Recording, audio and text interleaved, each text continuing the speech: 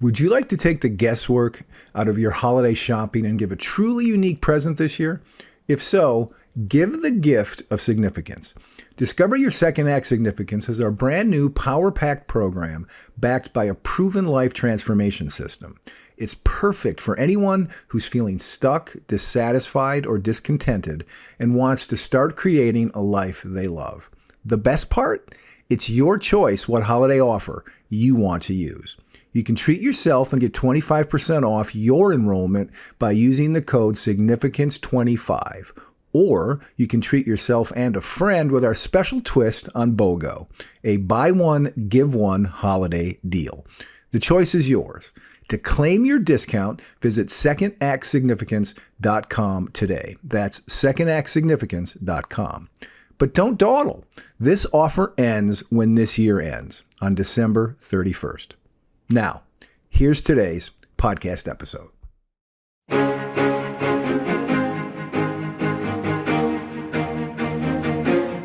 Welcome, friends, to Beyond the Crucible, the podcast on which we discuss some of life's most devastating, challenging events and circumstances. We call them crucible experiences, and we talk about them to offer hope and healing that, as painful as they may be, they are not the end of your story. In fact, they can be the beginning of a new chapter of your story that's filled with purpose and, yes, with joy. You've joined us at a special time in the podcast, in that we are wrapping up our special fall series, Gaining from Loss. And this episode will be Warwick and I sort of tugging on some of the key learnings we had from the 5 very, very insightful and authentic and open guests, inspiring guests that we had on Gaining from Loss. I am Gary Schneeberger, the co-host of the show, and our host and guide is Warwick Fairfax, the founder of Beyond the Crucible, who has himself gained much from loss, which gives him both insights into and compassion for others who have walked a similar path. And Warwick, all the guests of our series have indeed and are still walking that path, aren't they? Absolutely. A very inspiring series. And I learned a lot just from my guests about not just the loss, but how they bounced back and what they gained. It was just truly, I was inspired by the series, I have to say. Yeah, it was. And as I said, listener, this is the wrap-up episode where we're going to pull the sweater strings to get at some of the deep learnings that came from our guests. And I think the place to start, Warwick, is really to ask the question that may be on the minds of people who are listening right now. Maybe they didn't hear all of the episodes. We encourage you to go back and listen if you did not hear all of them. But why did we do this series? What was the impetus for doing Gaining from Loss?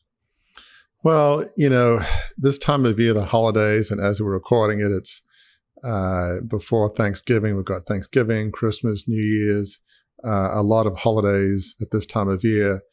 And it can be a time of celebration and joy, but it can also be a time of contemplation and sadness. It could be the loss of loved ones. I mean, as we speak, I've lost both my parents. My mother died 5 years ago. My dad, 30 years ago. I know you've lost your parents. There's that sense of loss. And for some, their families, there may be challenges at the Thanksgiving table or Christmas dinner table or what have you.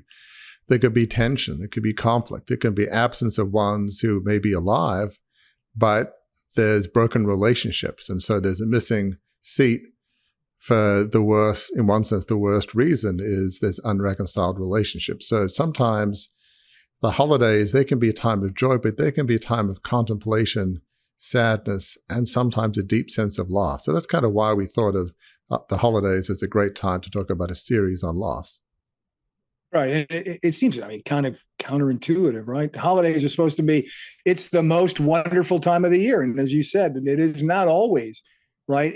In our individual experiences, it's not always the most wonderful time of the year. because, as you said, we've lost some loved ones along the way. We've got some conflict with members of our family, and the learnings that we have to talk about here, we hope, listener, will help you navigate some of that rough terrain as you work your way through the most wonderful time of the year.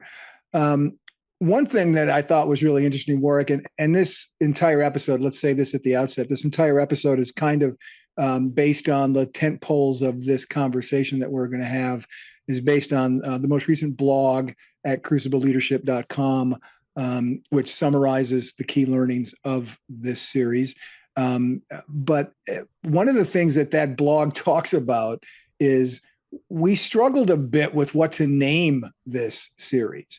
It didn't occur to us until we were so busy planning the series and arranging guests that a few days before the series was about to hit record, and we were going to start talking to guests, interviewing folks. It was like, oh, we don't have a title for this thing. What are we going to call it?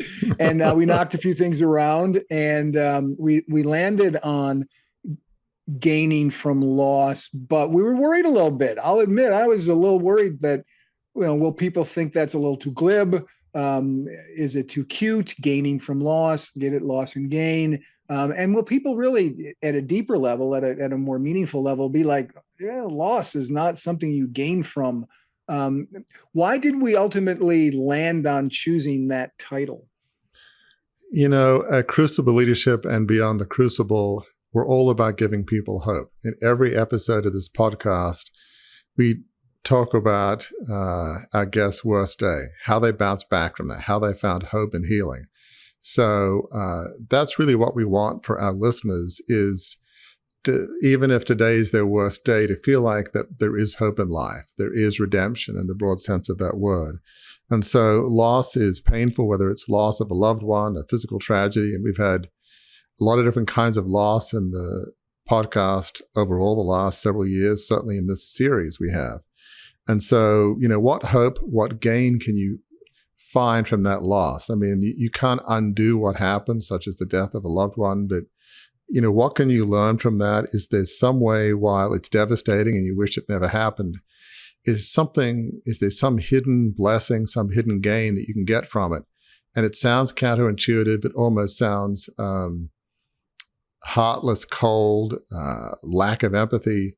But each guest we had said that they did gain something from it. They learned something from it. It did give them there was some hope that came out of it. So it sounds very counterintuitive, but there is something you can gain from loss. You never want the loss. Nobody wants loss, like the loss of a loved one. But what can you learn from it? Is there some gain that you can get from tragedy? It's kind of, I think, what we settled on. Right. And it was funny because the first episode that we did, I was still concerned enough about it that I asked our first guest, Shelley Klingerman, is that, would you say that you gained from your loss? And she said yes. And then I asked that same question of every other guest, all 5 guests that we had, and all of them said, yes, indeed, they had gained something from their loss. So from that perspective, we landed on a good place with the title. And here's, kind of an interesting side note. So, and let me preface what I'm about to say, listener, with this is not me trying to evangelize you. This is not I'm not proselytizing when I quote from the Bible here. I'm doing it to show that this idea of gaining from loss wasn't something that Warwick and I and the Beyond the Crucible team sort of figured out all on our own. We're not that smart. From the Bible. And I just heard this in church. Here's why I'm bringing it up at all, because it's like first and foremost in my mind, and made me go, well, there's nothing new under the sun. And this idea of gaining from loss has been around a while. This last Sunday, which is, as we're recording this episode, was only 3 days ago. Our pastor at our church preached out of Philippians 3. And in this chapter of the Bible, if you're not familiar with it, it's Paul, the Apostle Paul, saying this. Now, this, just let me back up and give the backstory, as Warwick likes to do. The backstory of the Apostle Paul. He was Saul. He was not a follower of Christ. He was a persecutor of those who followed Christ. He was a pretty high up in the hierarchy of people who were not Christians at that time. So he had gained, he had a lot of gain in his life in terms of how he was living day to day, in the things that meant something to him. But then he has an encounter with Jesus. He becomes a follower of Jesus, and he loses all that worldly stuff that he had. But he also, once he starts following Jesus, ends up getting imprisoned and beaten, and he suffers many, many, many, many, in our language, crucibles. In this verse, these verses in Philippians 3, this is what Paul says about the idea of gain and loss. He says this: whatever gain I had, I counted as loss for the sake of Christ. Indeed, I count everything as loss because of the surpassing worth of knowing Christ Jesus, my Lord. For his sake, I have suffered the loss of all things and count them as rubbish, in order that I may gain Christ. Again, we're not having church up in here, where I bring that up to say, in the first century, there was a guy talking about gaining from loss. This is not a new subject for us to be discussing, is it? It's not, Gary. And it's funny when you mentioned to me as we were preparing that you were going to mention this. What you didn't know, that this is Philippians 7 through 14 is one of my life verses. Right, and, right. As I was recovering, as listeners would know pretty well by now, losing my family's 150-year-old media business in Australia with a failed $2.25 billion takeover bid. I felt like I betrayed my father, my great-great-grandfather, John Fairfax, 4,000 plus employees at the company, caused ill feelings in my family. So much was gone, but my faith in Christ is the cornerstone anchor of who I was, and I clung to these verses again in the NIV. And but whatever were gains to me, I now consider loss for the sake of Christ. What is more, I consider everything a loss compared to surpassing greatness of knowing Christ Jesus, my Lord, for whom I have lost all things. And in the old NIV version, it says, I consider them rubbish, that I may gain Christ to be found in him, and so forth. So I took this extremely personally, that John Fairfax Limited, 150-year-old, multi-billion-dollar business, it's loss, it's garbage, it's rubbish, it's nothing compared to knowing Christ Jesus, my Lord. So in a broader sense, it was a lot of money, but a higher purpose, a higher calling, a life of significance, as we call it, that there were more things that are important than money, status, position, empires. Nothing wrong with success, but there's more to life than empires. And then at the very end, one of the things I kept almost like a mantra on a daily basis, as it's going down to like verse 13, but one thing I do, forgetting what is behind and straining toward what is ahead, I press on toward the goal to win the prize which God has called me heavenward in Christ Jesus. So I was thinking, okay, I'm going to forget what is behind. Okay, I made mistakes, cataclysmic mistakes. Yes, it was a $2 billion loss, but I'm going to forget about that. It's a daily basis of forgetting. It's not one and done. And I'm going to move ahead with my life. That ended up being Crucible Leadership. It took a while to get there, and it was an evolution, but I was not going to be stuck in the pit. I was going to move forward. And as we'll hear, I've learned a lot from my loss. There's been a lot of gain from my loss in my own life with, people we have on the team, friends such as yourself, Gary, and the work that we do in providing hope to others. So I've gained a lot. None of that would have been possible without the loss. Would it have been nice to not go through that loss? Sure. That'd be nice. Yeah. The editorial cartoons and all of the stuff and the pain over several decades, sure. But have I gained from the loss? Oh, no question. There's been a lot of gain and blessing from that loss. So I can testify to that. So that verse is like a life verse, life passage for me that I clung to as I tried to claw my way out of the pit with, from my perspective, divine help. So, yep. Right. And 2 points to make off of what you just said before we get into the meat, the main course of what we're going to talk about. One is this podcast wouldn't exist if you did not gain from loss, right? I mean, you wouldn't have created Beyond the Crucible. If that is Beyond the Crucible is a concrete evidence of your gain from loss, right? Absolutely. Yeah. I mean, it is. And when I feel like I was up at Seton Hall a few days ago, actually, the end of last week as we're recording this, when I'm giving speech to, which is a university in northern New Jersey, I'm giving speech to like a first year class at Seton Hall with their Bacino Leadership Institute. When I felt like what I was talking about, your worst, it doesn't have to define you, and there's hope and redemption in a broader sense. It was clear that it was meaningful to them, and the questions I was asked was just profound, incisive questions. Those are like drops of grace. It's like, okay, the loss was bad, but I'm using that loss in some ways, in this case, to help some students at Seton Hall to hopefully have some sense of hope and calling and redemption in a broader sense. So those moments make it feel like, okay, there's a hope, there's meaning, there's purpose. Those events are deeply meaningful as we move forward from our loss. Yeah, and there's the second point that I want to emphasize before we get into the main course, and that's this. Your loss and the gain that you got from it, and are still getting from it, is circumstantially different than other people. That's a hallmark of what we've discovered on now more than 140 episodes of Beyond the Crucible, is that emotions that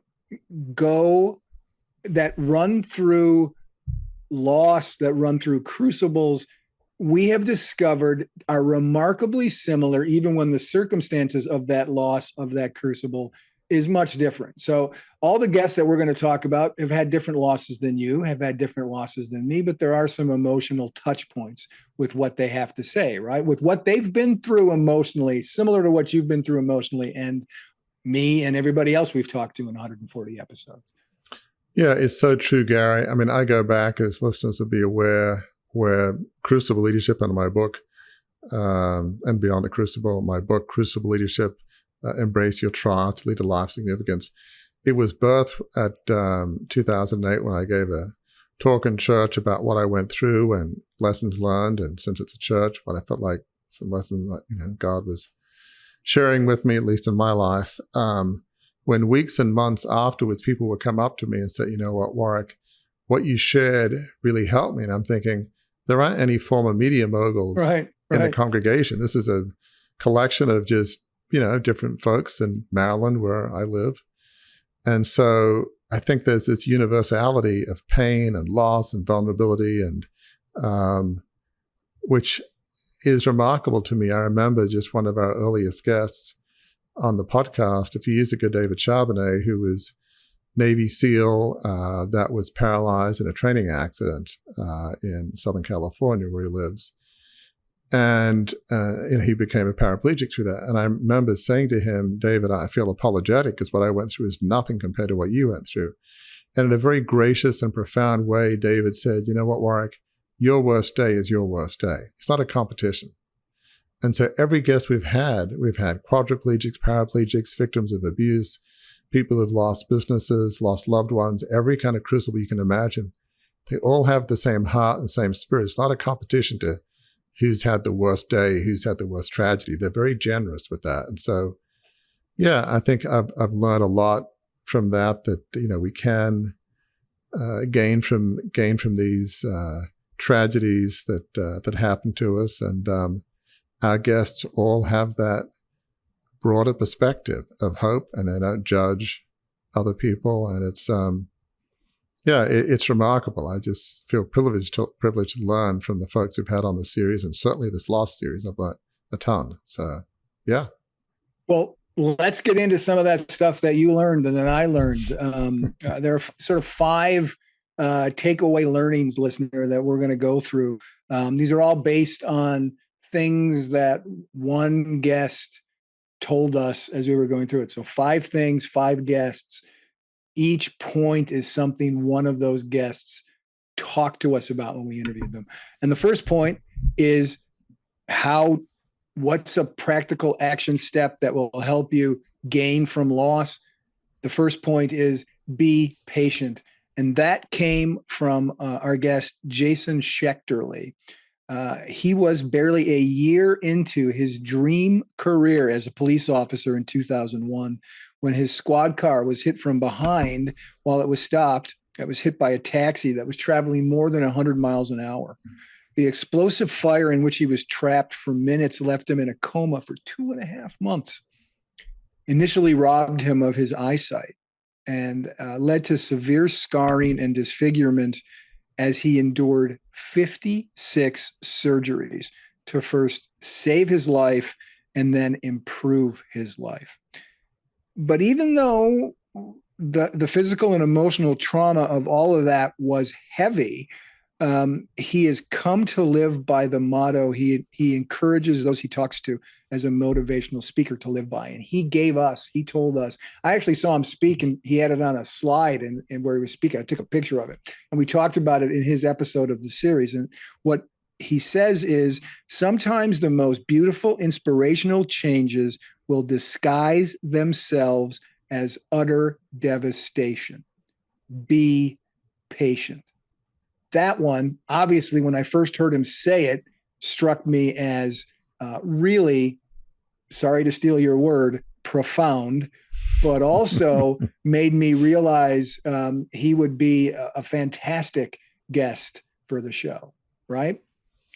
It's really true. I mean, Jason is such an inspiring person. He's filled with hope. I mean, as some people may know who've had people go through medical tragedies, being a burn victim is, I guess, about as painful experience as you can possibly experience. It's as painful as humans can experience, and that was certainly his experience with 56 surgeries, and it took him years to, just physically grapple with that. But accepting the fact that he is disfigured, I mean, he won't go to places like Disneyland because he's afraid of the effect it will have on kids. He doesn't want to scare them. I mean, which is so sad, but he's just filled with hope and grace for, and you have to listen to the podcast to just hear all the details, but it's a miracle that he's alive. He happened to be 2 minutes away from one of the best burn centers in the country, apparently in Phoenix. And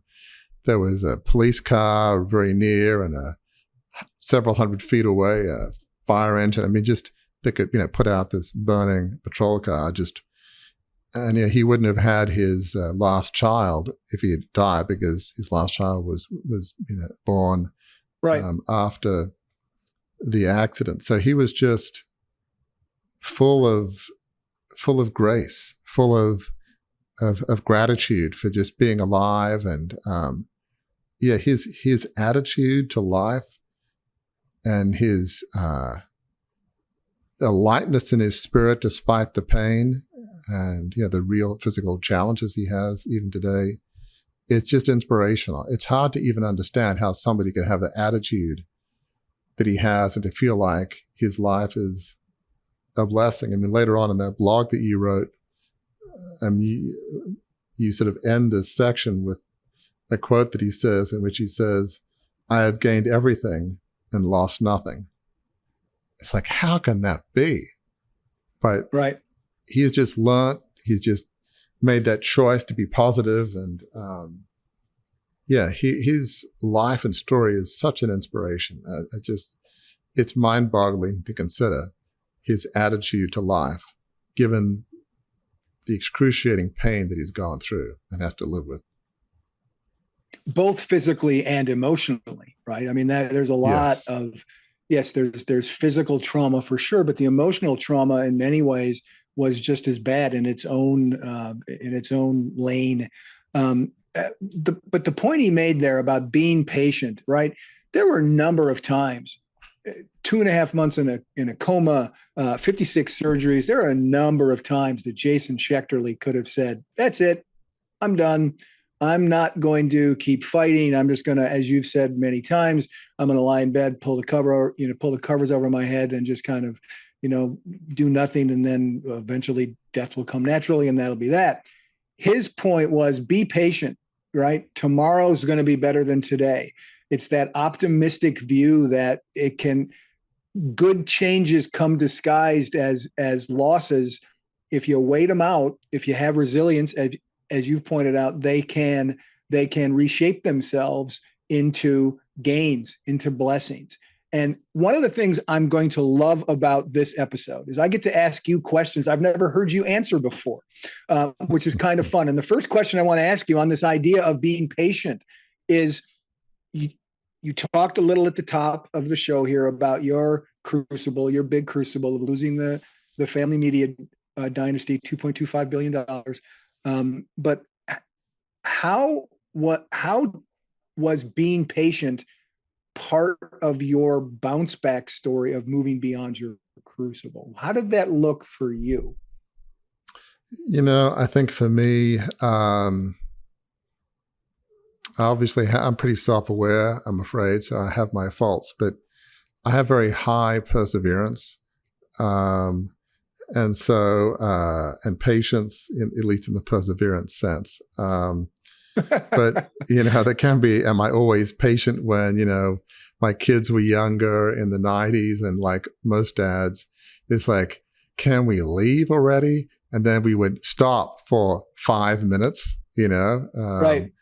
In some rest stop on a freeway, and it'd be half hour, 40 minutes. I mean, how long does it take to go to the bathroom and get a snack? But, I'd say 80, 90% of dads across the country or the world have that sense, impatient feeling. Let's get going. Let's get to where we're trying to go. But leaving that sense of patience, for me, it was just devastating, but just one more day. How can I move forward?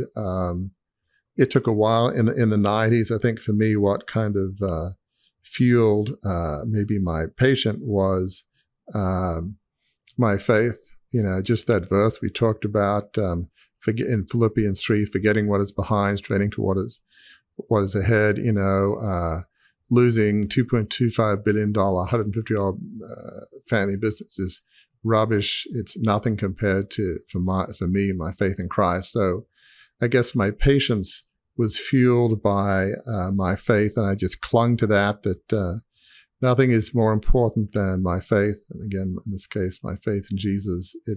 That was sort of an anchor for my soul that kept me going. And, the love of my wife, who's American, we've been married over 30 years, and my kids, that unconditional love. And then gradually, step by step, as I took baby steps, and again, listeners are familiar with this, work started off in an aviation services firm in Maryland in the late 90s, doing business and financial analysis, got on a couple of nonprofit boards, became a certified International Coach Federation executive coach. After the talk and shirt, started writing my book, Crucible Leadership, and then from there, Beyond the Crucible, the podcast, and so forth. So, my patience was, the anchor for that was my faith, and as well as the support of my wife and my family.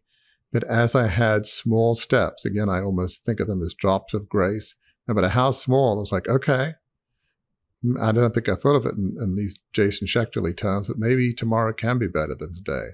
Today was better than yesterday, Hey, I got a job. I'm actually doing something that I can do. I was pretty good at Excel back then, and I could do financial analysis. So, I think inherently I'm somebody with very high perseverance. I can't relate to what Jason went through, that level of pain. That's, Olympic level, more than Olympic level of patience and perseverance. I don't feel like I needed that level.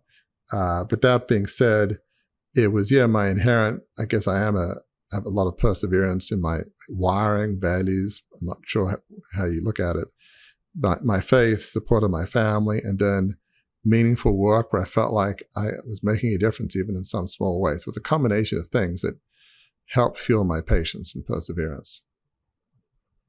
Yeah. And all of this talk about being patient in the aftermath of loss, made me think of, and I didn't have time to look it up, so I may be remembering it wrong. I don't know. But I seem to remember reading a story at some point in my career where it said that when you lose a job under circumstances that are not ideal to you, a loss, one of the worst things you can do is just jump into something else right away. In other words, breathe, take some time to make sure you're doing what you're going to do. It's one of the principles of Beyond the Crucible, right?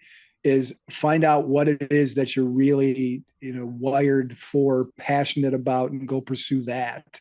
And that's another element of patience in the wake of a loss/crucible experience. All right, that's point one. Be patient. How you get beyond a loss and turn it into a gain. The second point is to work to change what you cannot accept. All right.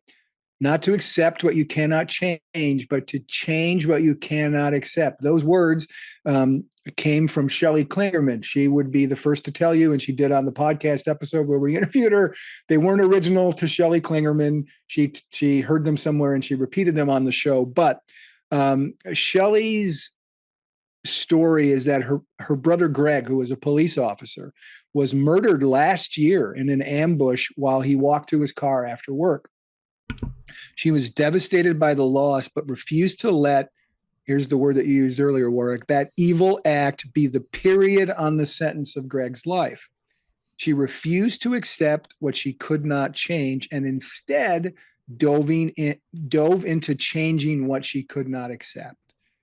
So she launched a nonprofit called Project Never Broken, which is committed to extending hope and healing through stressing resiliency to other law enforcement officers and their families struggling through the aftermath of trauma.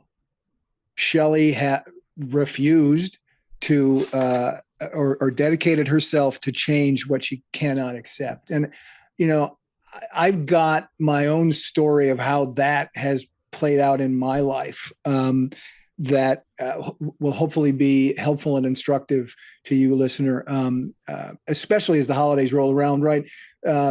Relationships with family members can get sticky, can get feel like it's not the most wonderful time of the year. And there was, if you listened 90 episodes ago or 40 episodes ago to the podcast in which Warwick interviewed me, I had a colorful, crucible-filled upbringing and early adulthood, and some of the fallout of that has been at times some tension in family relationships. And there was one relationship a couple of years ago, and I'll say it, it's with my sister Jill. She's not going to be mad at me for saying that, because we worked to change what we didn't want to accept, that there was a cleave between us, that there was a broken relationship there. And my determination when that happened just a few years ago, when there was a falling out between me and my sister, my determination was simply to love her. My determination to change what I couldn't accept. I would not accept that I would never speak to my sister again as long as I lived. So I was committed to change it. How was I committed to change it? I was going to love her every chance I got. When I wrote my first book on my sort of manifesto for public relations called Bite the Dog, I dedicated it up front to 5 people. One of them was my sister Jill, who taught me how to write, not necessarily arranging words into sentences, but how to form letters at that age. She's 7 years older than I am. And through a series of events that led to her being made aware of the fact that I did that, she called me up one day, said, "Hey, I'm apologized for what she could own in that fraying of the relationship." And I immediately, again, talking about change what you cannot accept, I could have stood my ground and said, as you can do this Christmas around the table, folks, you can say, well, you treated me badly and you cannot forgive. I forgave instantly, because what was more important to me than whatever quote unquote rights I thought I had that were violated, and I didn't do everything right either, I chose to change what I couldn't accept. I couldn't accept I'd never speak to my sister again. So when I had the opportunity, boom, like that, relationship mended. forgiveness extended. And we are today close as ever. I've got texts in my phone filled with I love yous and photos and all those kinds of things. That is a real world example, especially as the holidays approach, that some of you may be dealing with a strained relationship with a family member. If you're going to sit around the table with them, even if you're not going to sit around the table with them this holiday season, commit yourself to change what you cannot accept. Don't accept the broken relationship. Commit yourself to change it. I know, Warwick, you can't go through life, right? You can't go through life without having situations that you won't accept, that you don't want to accept, and that you want to commit to change. I know you've had some experience with this too. Yeah, I have. But I just want to comment on what you said, because, it's really profound, as well as Shelley Klingerman. I mean, one of the things that you mentioned is broken relationships. And I think you basically said this. I think we can get too hung up on who was right. And one of the things that I say, at least to myself, is, and to really anybody, is being right is overrated. Who's right and who's wrong. And certainly in a marriage, it's like, I'm not saying, just confess things you've never done and, all that. I'm not trying to be silly about it, but trying to minutely figure out, okay, how much is my fault, their fault. My attitude is, if there's a 50-50 chance that what I did was wrong, I'd rather just say I'm sorry. And I feel like from my paradigm, if I've confessed to something that maybe really wasn't my fault, I think God will forgive me for that. I don't think he'll hold it against me, if we confess too much. I don't think he really holds the ledger that way. So, be focused more on, as Gary said so eloquently, focus more on the relationship than quote unquote, who's right and who's wrong, And it takes two people. I mean, Jill could have pushed back despite every entreaty and reach out that Gary did and said, no, forget it. No. And then nothing Gary could have done then. But fortunately, that wasn't the case. It could have been. Right. It sometimes is, but it wasn't here, thankfully. And that was a blessing. So, be focused on, you can't heal everything, but be focused on forgiveness and less focused on who's right and who's wrong. And before please go ahead. I don't want to stop you, but while this is going on here, this idea of being right is overrated. I challenge you, listener, to go visit a cemetery and look at the headstones. I will give you $100 if you can give me a picture of a headstone that says he was right, she was right, on someone who's passed away. That's just not the way life works when we're no longer here. So live your life that way. Sorry, I didn't mean to interrupt you, but I wanted to make that challenge to our listeners. Very well said. And I think what I love about Shelley Klingerman's story is losing her, brother. He was just coming out of some federal, building, FBI building, I think, and he was just ambushed. He wasn't even on the job, as they say. He was just, for no apparent reason. And so, I love what Shelley Klingerman says, I'm not going to let evil win, which means I'm going to find a way to make something good happen out of this devastating loss. And, she turned her energy into Project Never Broken. And so, she could have used her energy to be bitter and angry, but she used that energy in a positive way. A lot to be learned from that. And I love the phrase, work to change what you cannot accept. So, I mean, in my case, as listeners know, growing up in a very large family media business, where there's a lot of wealth, there's often a lot of broken relationships. It's just money and power tend to distort your thinking, your values. Everybody's clawing for position, at least to a degree. And there was sort of broken relationships for many decades. I mean, even some decades before I was born. There's just factions within the family. It doesn't really matter who was right and who was wrong.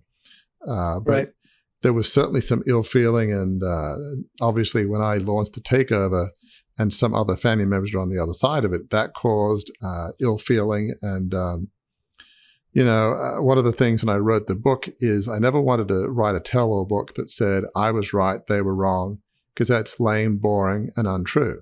I made plenty of mistakes. Even though some publishers wanted you to do that in Australia. Absolutely. Yeah. I mean, but because dirt sells, so to speak. Right. And I get it. I mean, that's why you have tabloids in certain sections of the newspaper world that, it's all about stuff on celebrities that and bad stuff they've done. But that was never my mindset. Yes, some family members had thrown my dad out as chairman in 76, 11 years before I did the takeover in 87. But I really never focused on things I thought maybe weren't appropriate. I made certainly my share of mistakes in doing the takeover, most of all. But yeah, I think over time, relations, and I get asked this when I speak, relations are actually, pretty good.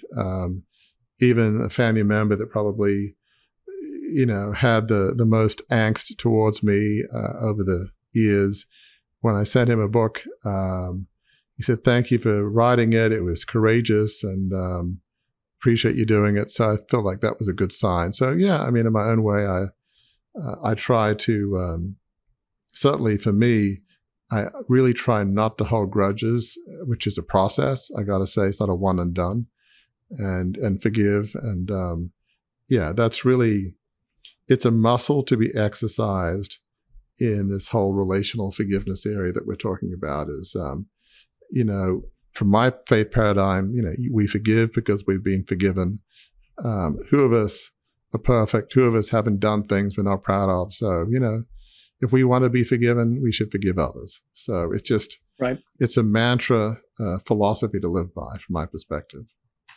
Right. And it makes me think, this whole idea makes me think, again, listeners who heard my episode of the podcast, episode 50, in which Warwick interviewed me, of the Alcoholics Anonymous, the AA idea of all you can do as you're trying to come back from your alcoholism and trying to live a life without alcohol. My sponsor told me all you can do is deal with your side of the street. That's the only thing you can clean up is your side of the street. You're not responsible for the other side of the street. So you do your best to forgive, to extend forgiveness, and to hopefully receive forgiveness, to make amends, to apologize, do those things. But you're not in control of the ultimate solution. And I think what Shelley Klingerman said here is you work to change what you cannot accept. That doesn't mean it's going to go away, but you work to change it, and that will lift the weight off your shoulders. And it certainly has begun to do that for her, even though her brother was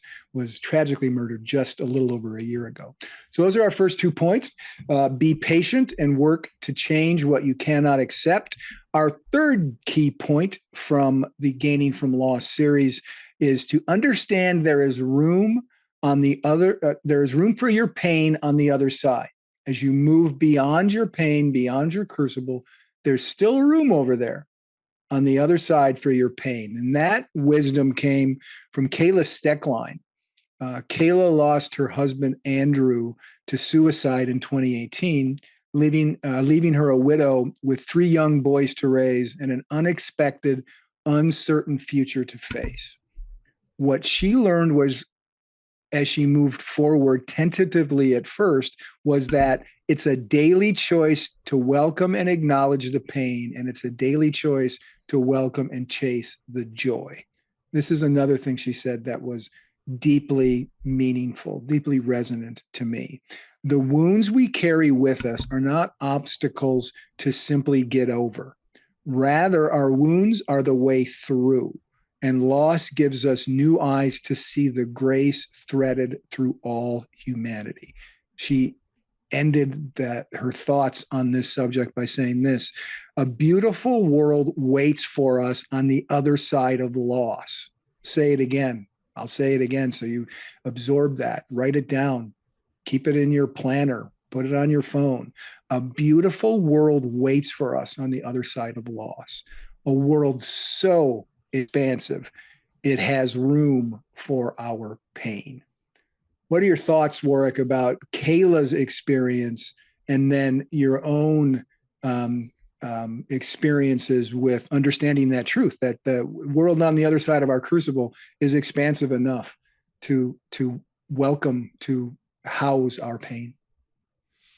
Kayla and her story are so profound. I mean, her husband was a lead pastor at a large church in Southern California, committed suicide at age 30. She was about the same age.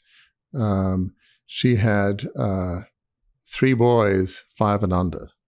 I mean, it's just, there was all sorts of anger, understandably. Her husband had mental health challenges that they were trying to get him help for. So there was anger at, probably, and she's a person of faith, I would imagine, a husband, God, I mean, a whole series of things of how could this happen? How could you be in this position? But, she's still in her early 30s, and I was just amazed at the profound level of wisdom. I mean, she wrote a book, Rebuilding Beautiful, Welcome What Is, Dare to Dream Again, and Step Bravely into What Could Be. Rebuilding Beautiful, her beautiful life in a sense, which wasn't perfect, before her husband Andrew committed suicide, but it wasn't bad, It's just rebuilding a life. And one of the most profound learnings that she shared that we're talking about here is she didn't run from pain. She acknowledged it. She, as she puts it, welcomed it. In my words, she ran to the storm, ran headlong into the hurricane, if you will. Right. I mean, who does that? You think when you see a storm, you run from it. And obviously, if it's a hurricane, yes, if it's a real hurricane, I don't think it's smart or brave to head to the middle of it. Thank you for that disclaimer, Warwick, for all our listeners. Yes, exactly. The legal department thanks you. Yes, Crucible, Beyond the Crucible leadership listeners head into hurricanes. We were just following the advice of Warwick and Gary. No, please don't blame us for that.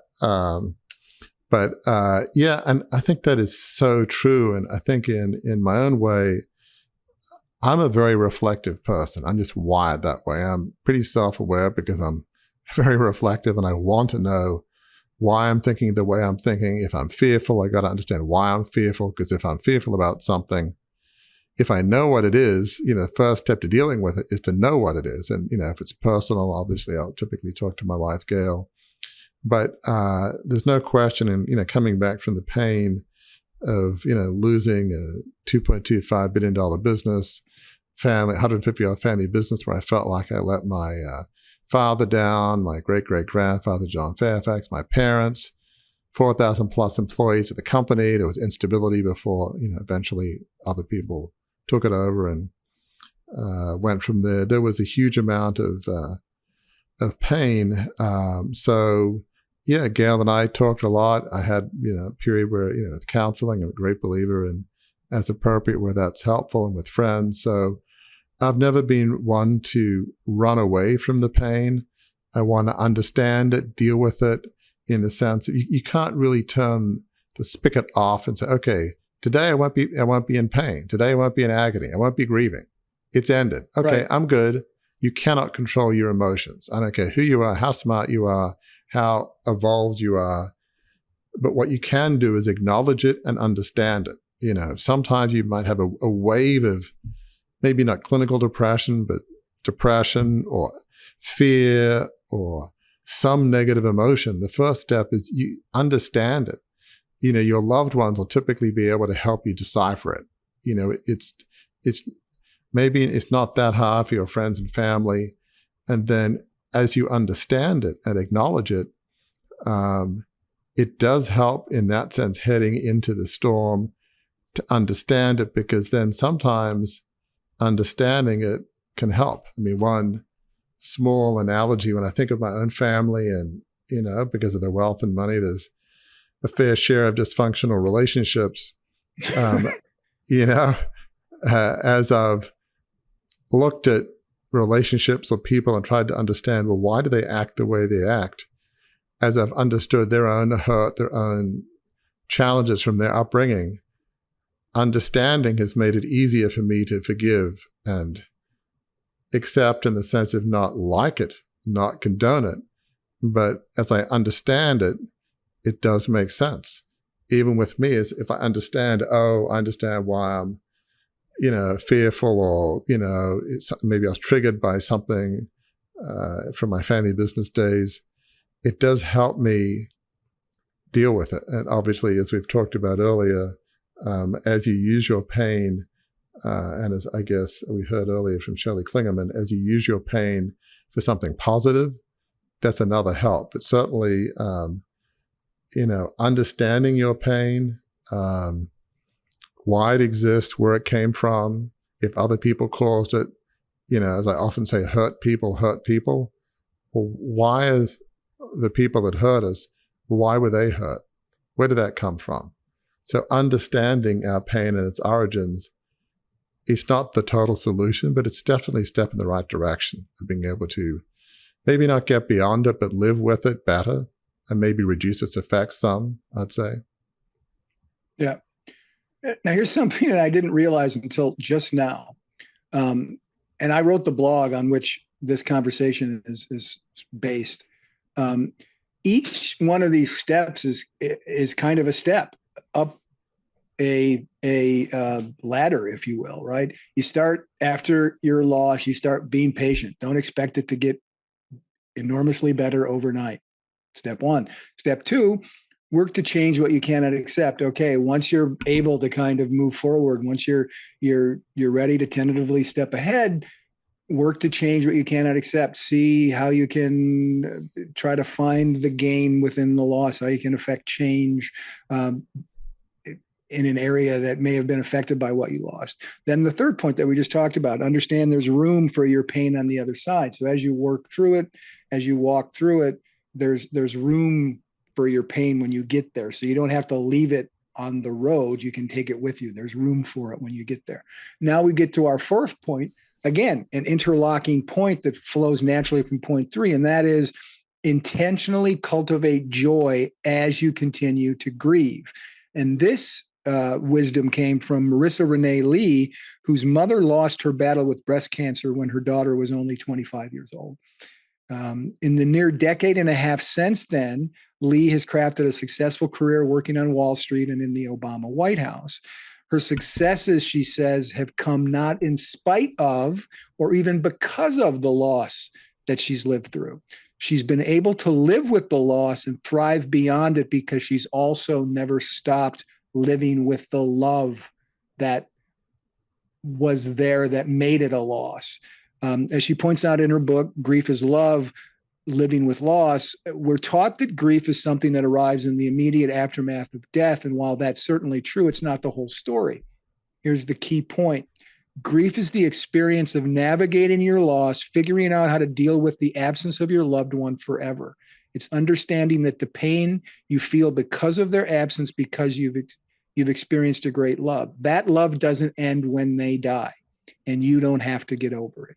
In fact, she says a critical key to managing grief is to find joy to accompany it through such means as leaning into celebrations is one of the things that she says. She also talks about, and I love this, this hit me so hard when we were doing the episode. I actually called her by the wrong name. I called her by her mom's name because her point is be a Lisa, and her mom's name was Lisa. That is, and Lisa was, her mom was someone who supported others, who gave to others, who helped others. That is a key point. Point 4, cultivate joy as you continue to grieve. Continuing to grieve is okay. Find joy within it, right? Absolutely. I mean, Marissa Renee Lee, she was and is such an inspiring person. I mean, just highly intelligent, Harvard undergrad, worked in the Obama White House on a number of initiatives, including My Brother's Keeper, which is a project for helping young African-American boys and men. She worked in Wall Street. I mean, she is an inspiring person. To see it, she'd say, this is a person who nothing will get her down. She will get through anything. Intelligent, funny, nice, personable. But she is very open about it. And I think she has so many lessons for us, because we often feel like if we're intelligent, driven, highly evolved people, that if we lose a loved one, for instance, that 3 months, 6 months, a year, we should be able to get over it with enough counseling, read enough books, enough intelligence, enough capacity. We can get through anything. That's our culture tends to teach us that, in a sense. And she's there to say no. I mean, grief never really goes. You learn to live with it. You learn to balance joy and grief. But, I mean, she lost her mom when she was 25. From the age 13 on, she was in grieving mode because her mother was diagnosed with multiple sclerosis and then later breast cancer. So she's had many years of dealing with grief of losing her mother's physical capacity to be the mother she was, and then losing her mother, sort of ultimately in death.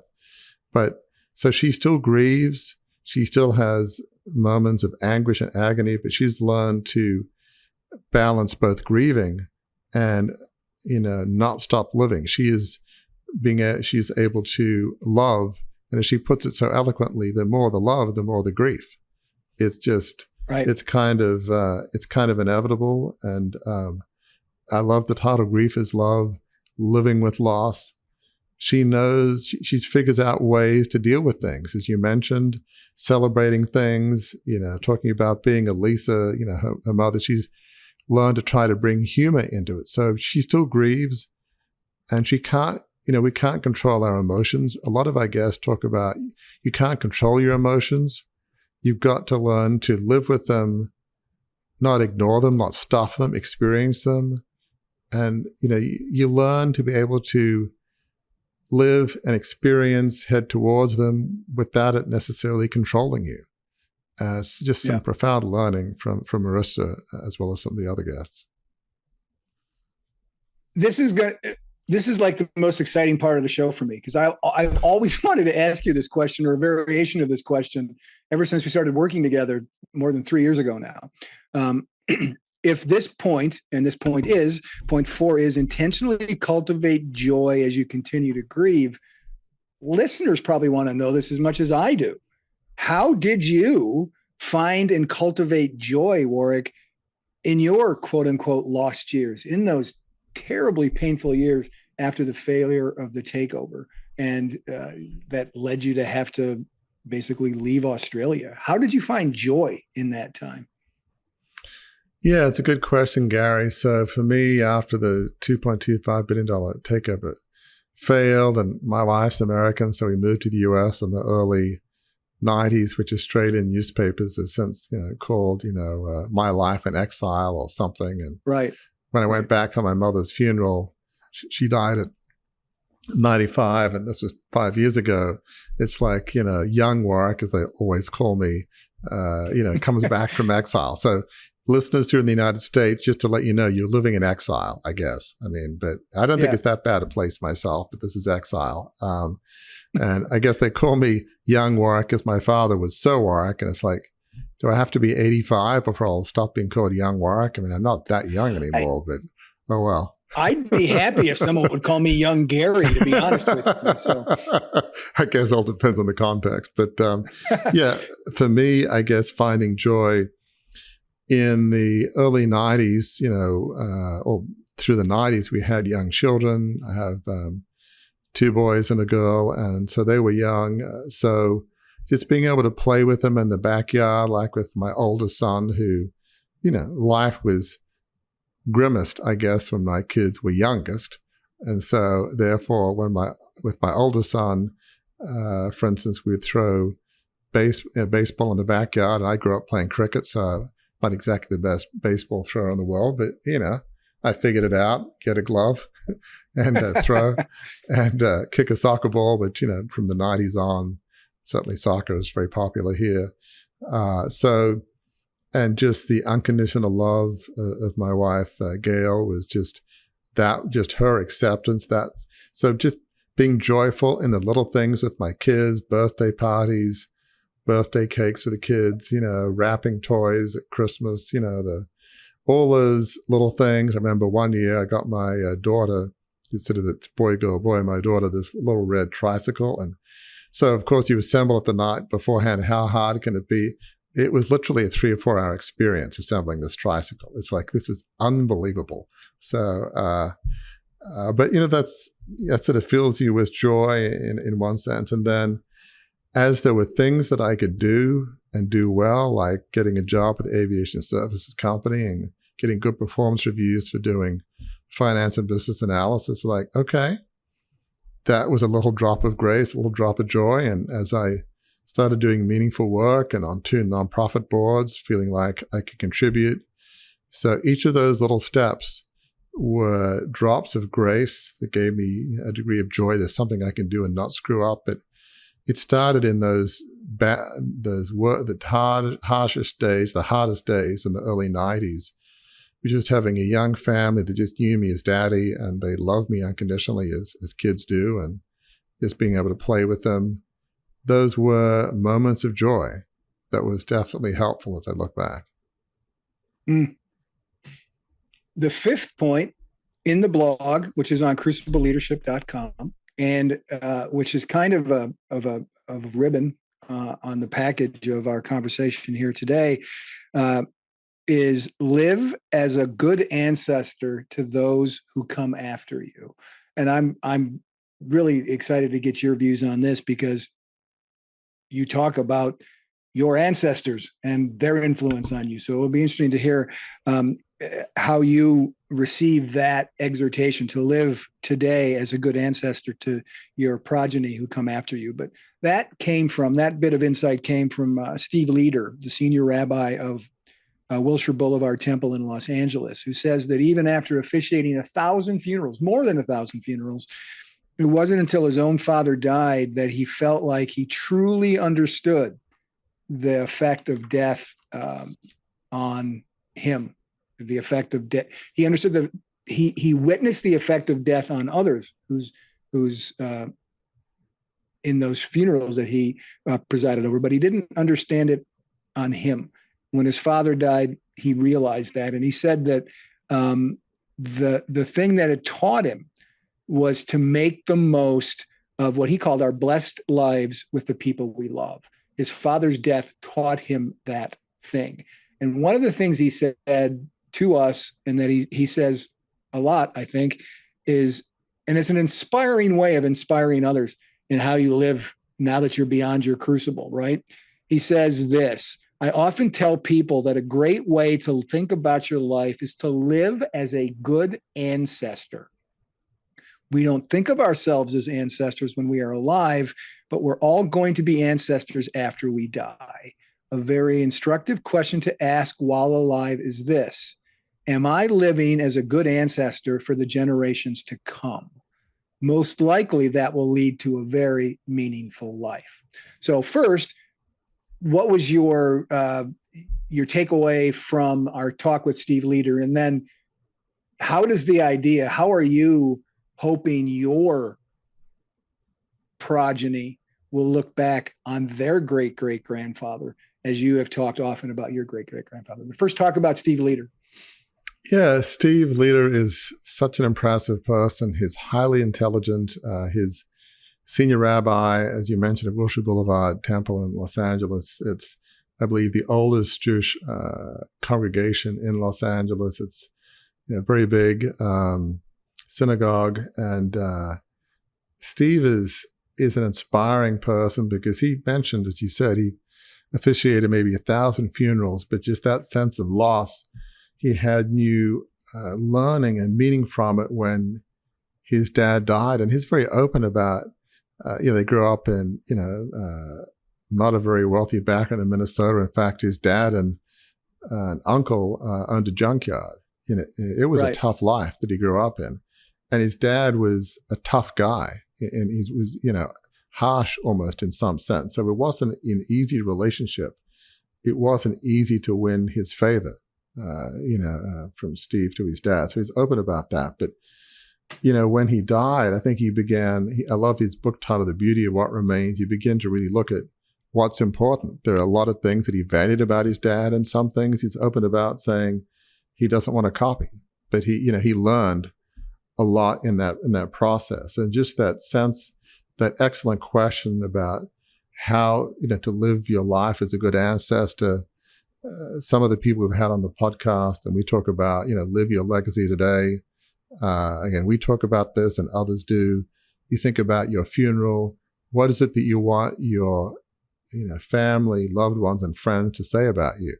It typically won't be, he or she had millions of dollars and the big title and, controlled a massive company. It would be more, husband, wife, mother, father, friend. It's just who they are as people and their character. That's typically what will matter to others. So, live your legacy, live as a good ancestor today. I mean, it's such good advice. And I guess for me, some families don't really know a lot about their history. Well, and one of the benefits of coming from a wealthy, well-known there family. Books about it. Exactly. There are books about it. So there is a book written in like 1941 about John Fairfax, my great-great-grandfather, who died on my bookshelf behind me. There you go. So he died in the 1870s. So obviously I was born, a long time after that. And so I missed him and, but I have a good sense of who he was. And while, as I've said a number of times, I haven't really lived his business legacy. He was a good business man, and those business genes, I think, died out over the years. My dad really wasn't a business guy, so I don't know where those genes went, but they died out long time ago. I'm afraid we're more newspaper reflective journalist types, if you will. But what I learned from him is, he was, as I sometimes say in faith-based circles, he was the model of what it means to be a business person for Christ. In that sense, is that he was a good father, a good husband. His kids loved him. His wife loved him. He was a good employer. I mean, when he died, his employees said, "We have lost, a valuable friend." I mean, this is the 1800s. There was no work laws. I mean, there's no unions. You could pretty much do whatever you wanted to as an employer. And so he's somebody that he just lived his values, his beliefs. I'm sure he preached it, but he lived it. And so that sense of, that role model of just being a good husband, a good father to the best of my ability, to care for people around, to empathize, in some ways, in terms of his character, that's definitely part of what I value in life and the legacy that I want to lead. And then with my father, my father wasn't perfect. He was married 3 times. He certainly made his share of mistakes. As I say, who of us are perfect? Yet he had this sense of integrity, of doing the right thing no matter what.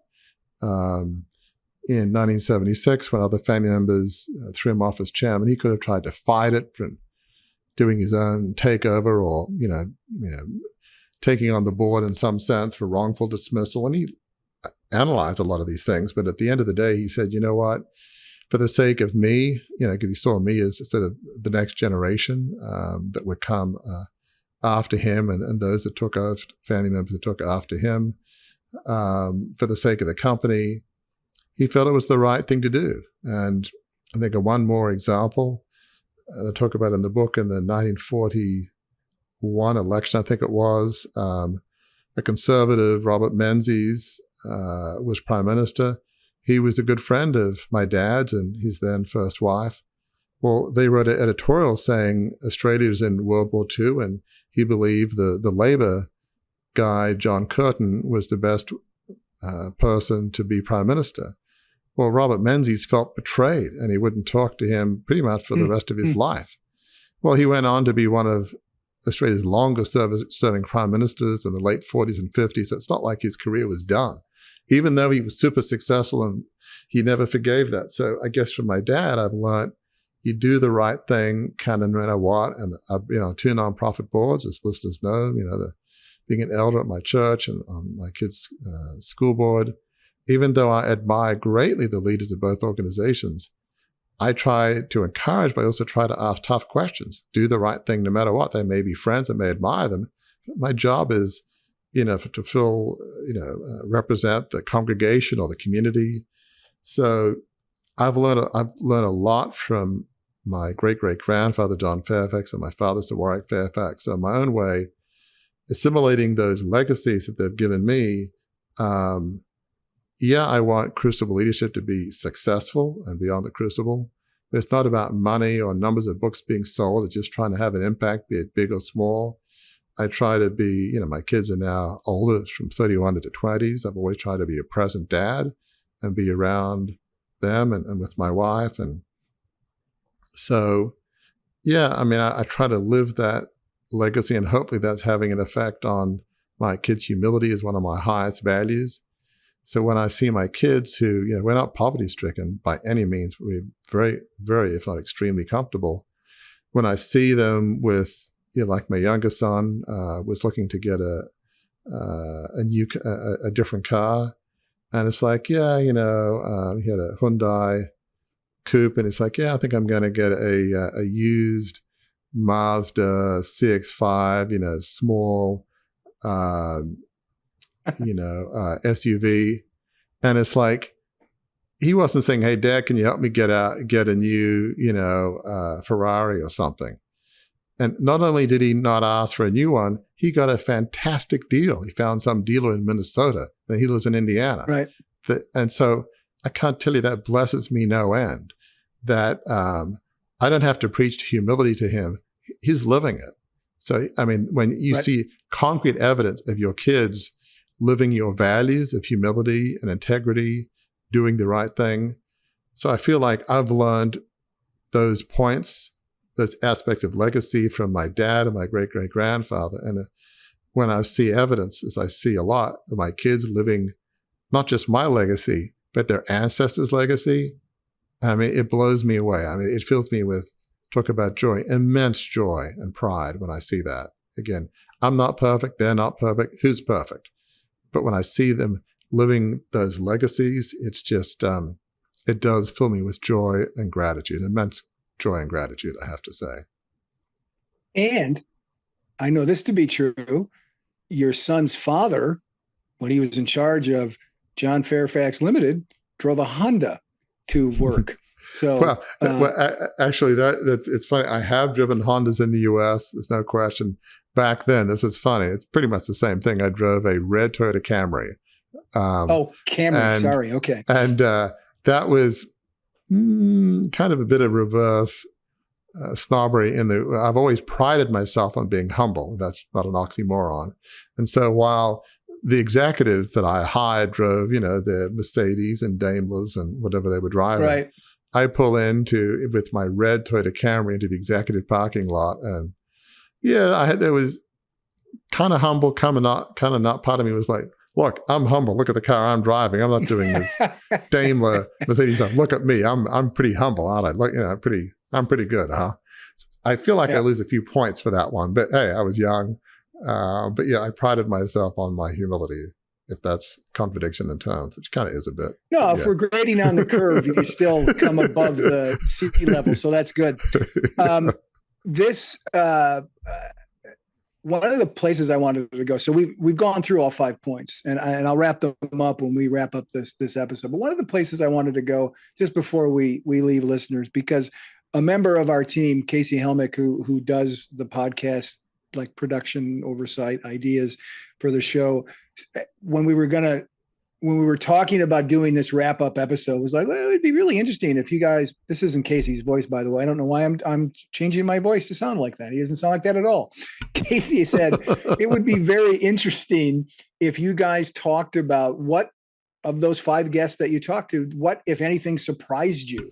And I'll go first because, instantaneously this leaped to my mind as I pondered that question for like half a second. And what surprised me, and it's surprising that it surprised me, because as I said, this is more than 140 episodes of this show. We've heard a lot of stories of people who've been through some pretty traumatic crucibles. But when Jason Schechterly said, and you said it earlier, Warwick, and I almost was like, no, don't say that because you're. But all that was, it was a trailer for what I'm saying now, as a preview. My surprise was Jason summing up his experience by saying, "I have gained everything and lost nothing." Now, if you're only a listener to the show, based on what we've described, Warwick and I both think we're pretty good with word pictures, but you don't really know exactly, you can't feel exactly what Jason has been through unless you see Jason say these things. So my encouragement to you is on our Facebook page, actually, if you go to YouTube and search for Crucible Leadership, we have a YouTube page, and there's a video clip of Jason saying that very thing. I've gained everything and lost nothing.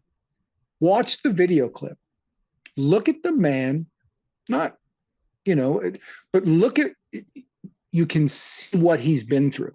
We've told you what he's been through. He tells you what he's been through on the show, but you can see what he's been through. And this is a man who said, I've gained everything and I've lost nothing. If I could live my life, that's my challenge coming out of this series, Warwick. I want to live my life by that motto. I want to be the guy who says, no matter what happens to me, I've gained everything and I've lost nothing. That to me was the most profound, moving, challenging thing I've heard as the co-host of the show, and certainly from this series. What was your surprise moment? Yeah, I mean, just before we get to that, I mean, what you just said, Gary, is so true and so profound. And when you see him, and the video clips are certainly online as we speak on our social media. When you look at him, it's like 56 surgeries, and he is disfigured. He went through 4th degree burns. I mean, that's as much as you can go through. There is no more than 4th degree. The level of pain he went through, the fact that there are consequences, pain. He doesn't want to scare kids, right. And places. It limits where he can go.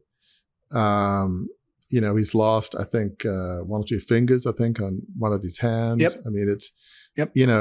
It's been life-changing physically, emotionally. So when he says, I've gained, everything, it's like, when you look at him as he says that, so I would encourage listeners, go to us on LinkedIn and Facebook and look at those clips and ponder what Gary has said.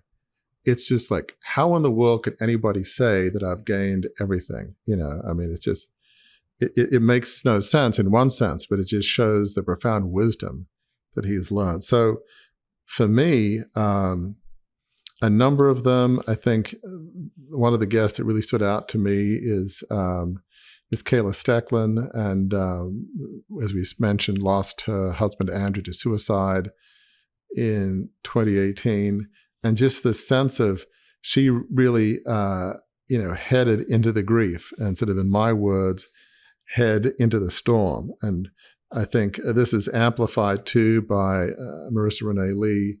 Is sometimes people, and especially men, I think in our culture, are told, suck it up, get beyond your grief. If you're a tough guy, a tough person, you can get beyond it. And that's just not true, whether it's pain or grief. You've got to really head into it and experience it, not for the sake of wallowing, but the only way to get beyond grief, if it's even possible, the only way to get through grief is to head straight for it. The path to getting through grief is heading to grief, if you will. Again, it's not wallowing forever. Yes, counseling, wisdom from friends, mentors, loved ones, that's all important. But you can't ignore your feelings. You've got to face them. And I think, as we've found in our series, and certainly on Beyond the Crucible, very often your purpose, your calling is found from the ashes of your crucible, from your pain. And so there can be a blessing that comes out of grief, out of loss. As I mentioned, that is the case with me. A few years ago, even maybe 6 months ago, I don't know that I would have said quite this, but I now view what I went through as a blessing. I never would have got out of John Fairfax because I felt like it was founded by a person of faith, my great-great-grandfather, admired my dad. I would have felt like I was betraying my legacy, betraying my heritage. So I Right. could never have left voluntarily, but maybe there was some divine force up there saying, we're going to free you one way or the other from your gilded cage. We're going to get you out. I don't know if that's true or not. I have no idea, but I sometimes wonder. But I know someone who does think it's true. Rabbi Steve Leder. Do you remember it was off air, but as we were saying goodbye to him right before, because he had a call that he had to go on right before he took that call, he said, and losing that company was the best thing that ever happened to you.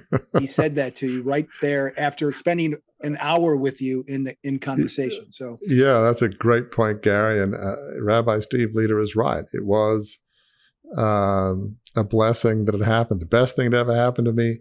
Maybe I'm still not quite there at saying the best thing, but it certainly was a blessing. Just, my kids can grow up as normal kids. They never would have grown up that way in Australia, in the Fairfax sort of goldfish bowl in Sydney. It's like being a Bush or a Rockefeller or a Kennedy. I mean, it's just, it's impossible. Everybody knows who you are. So yeah, head into the storm, don't ignore it, feel your feelings. And out of that, you might find a greater purpose that actually makes that loss a little easier to deal with. The pain doesn't go away, but there are ways to make it easier to deal with by heading into the storm. It sounds counterintuitive. Again, we're not advising people to head into hurricanes. This is a metaphor. Don't take this too literally. Okay? Metaphor with a capital M. So, yeah. So that puts the plane on the ground for this episode of Beyond the Crucible as we wrap up our series, Gaining from Loss. Let me review what we've gone through in our discussion. We've gone through 5 points, 5, not 2 hands, Gary, just 1 hand. We've gone through 5 points of what our guests not only unpacked from their own stories, but offer to you, our listeners, as a roadmap for you to follow to move beyond your loss and to find gain in the wake of it. Point 1, be patient. Point 2, work to change what you cannot accept. Point 3, understand there's room for your pain on the other side of your loss. Point 4, intentionally cultivate joy as you continue to grieve. And number 5, live as a good ancestor to those who come after you. You pool all those together, and those become a roadmap to help you do what this series title that we were a little worried about at the beginning, but aren't now, grieving, gaining from loss. You put those all together, and what you get is gain from loss. Any final thoughts, Warwick? We're already over time. What the heck? We can take another couple minutes if you have another thought before I close. I think one of the things we say here all the time, if you had to say, what is the thing that you most say on Beyond the Crucible and Crucible Leadership? It's your worst day doesn't have to define you. It's probably one of, if not the most quoted phrases that we use.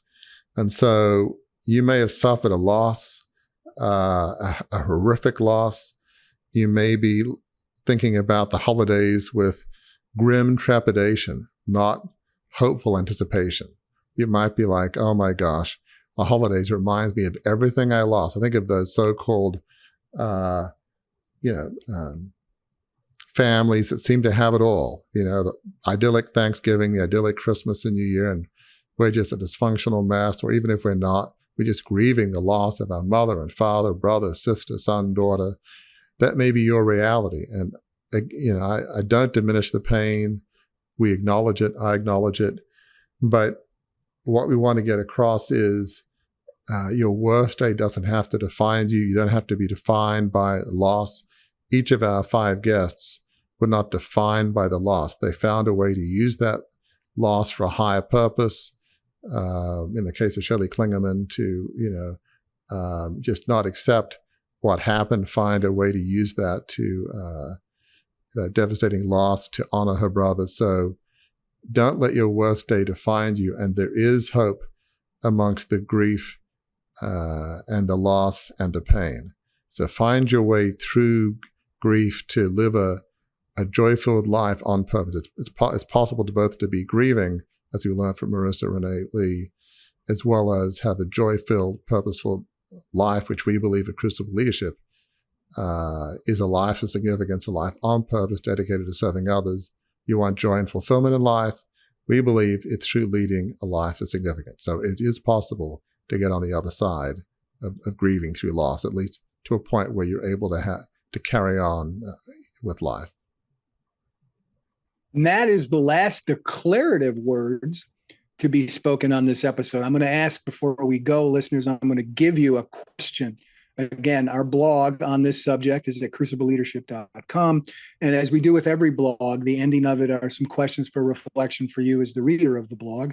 And here's one of those questions for you to ponder as we say goodbye for this episode. And that is this: what are you doing now, or what can you do today to cultivate joy even as you grieve a loss, en route to creating it as a gain? What can you do today to cultivate joy? That's the question for you to ponder as we say, until next time. We understand, we do. Hopefully this episode proved it. We understand that your crucible experiences are painful. We understand that they are devastating. They are losses for sure. But we also know from our own experience and from the experience of not just of these 5 guests that we had here, but the almost 100 guests that we've talked to on the show since it's started. And that's this: your crucible experiences, your losses aren't the end of your story. They can be, in fact, the beginning of a new story. And that new story can be the greatest story, the greatest headline, and have the greatest ending than you've ever imagined.